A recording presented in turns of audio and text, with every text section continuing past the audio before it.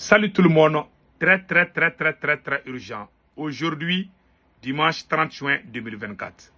Voici les raisons secrètes du désaccord entre la Banque mondiale et le Mali. Aujourd'hui, dimanche 30 juin 2024. Mes chers amis, on va faire 3 grandes révélations aujourd'hui. La première révélation est basée. Qu'est-ce que la Banque mondiale a demandé au Mali? Il y a beaucoup de choses que la Banque mondiale a demandé.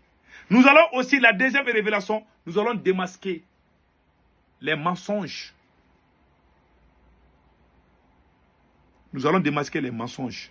Troisièmement, pourquoi le président Assimi Goïta est très en colère contre la France dans ce dernier temps?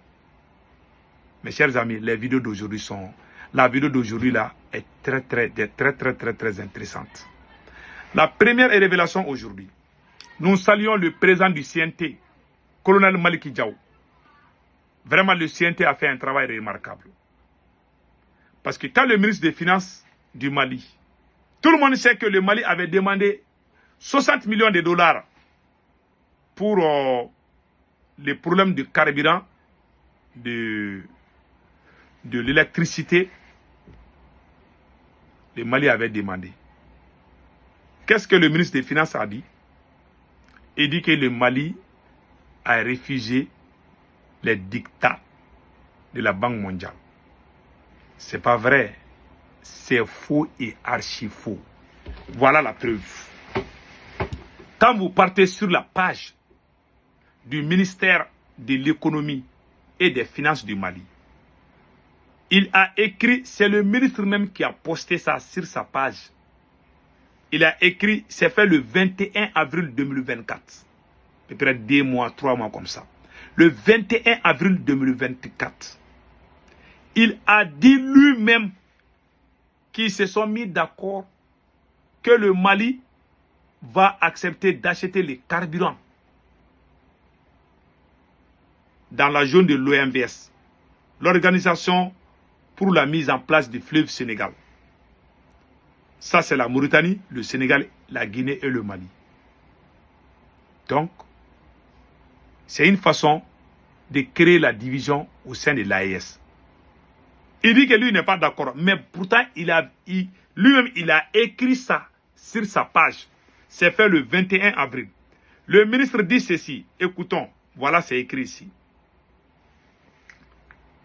Ils sont d'accord pour mettre à la disposition du Mali 60 millions de dollars immédiatement pour permettre à l'énergie du Mali de faire face au jassa de carburant ou d'énergie à partir des pays de l'organisation pour la mise en valeur du fleuve Sénégal OMVS. C'est lui-même qui a écrit ça. Ce jour-là, il était d'accord de trahir le Niger à cause de l'argent. Je lance ce défi. Celui qui n'est pas d'accord avec moi, allez-y sur la page du ministère de l'économie et des finances du Mali. Vous allez voir. C'est le ministre même qui a posté ça sur sa page. Avec fierté que le Mali va trahir le Niger, que le Mali ne va plus acheter carburant. Mais la vraie vérité, c'est quoi? Qu'est-ce qui est caché?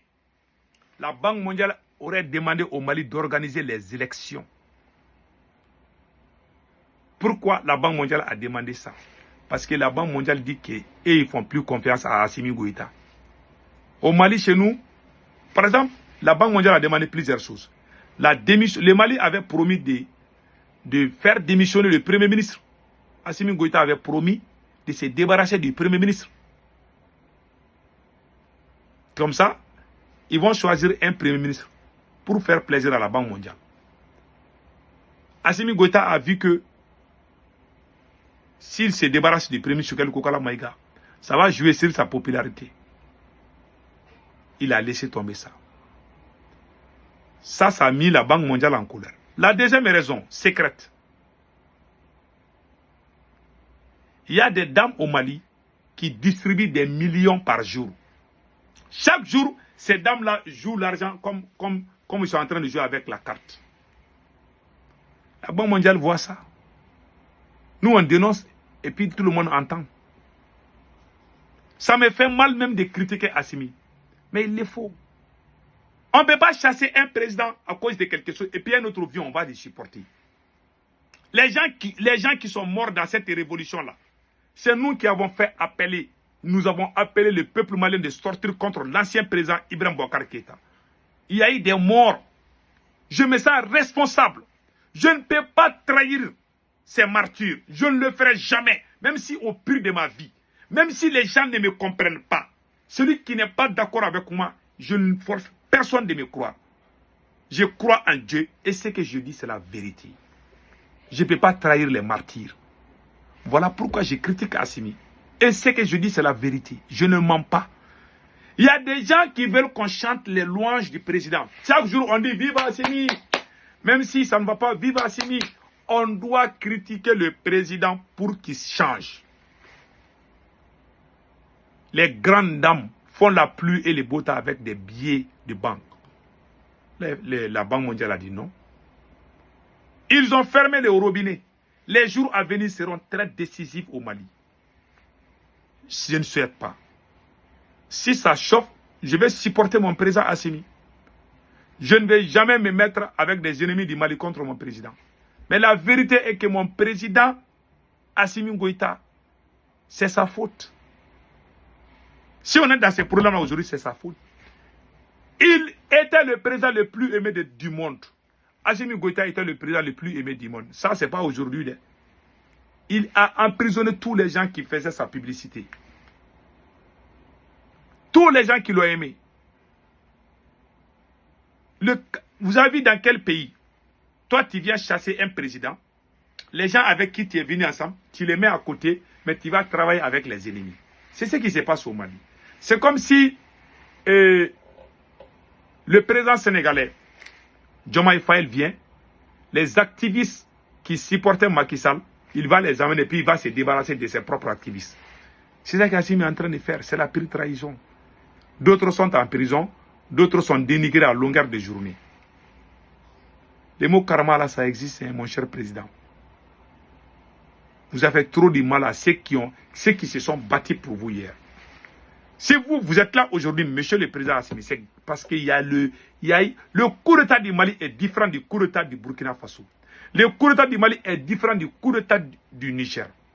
Au Mali, il y avait l'insurrection populaire pendant plusieurs mois. Moi, je faisais partie. On a fait sortir les gens pendant plusieurs mois. On sortait matin, midi et soir. On dormait même souvent dans les rues pour demander le départ du président. C'est à ce moment que les militaires sont venus nous aider à nous débarrasser. Ces mêmes militaires nous ont pris comme leurs ennemis. Les gens même qu'ils ont chassé là, c'est avec eux que le militaire travaille aujourd'hui. Assimi Goïta travaille aujourd'hui. C'est ce qui se passe au Mali. Et quand on parle, ils nous emprisonnent. Combien de patriotes sont en prison au Mali? Voilà, aujourd'hui, vous venez de vous faire humilier par la Banque mondiale. La Banque mondiale vous dit d'organiser les élections. Si vous ne faites pas des élections, pas d'argent. On va faire comment? Au lieu de diminuer vos salaires, maintenant, aujourd'hui, voilà, tout est gâté. Mais moi, je vous soutiens toujours. Hein. On va essayer de trouver la solution.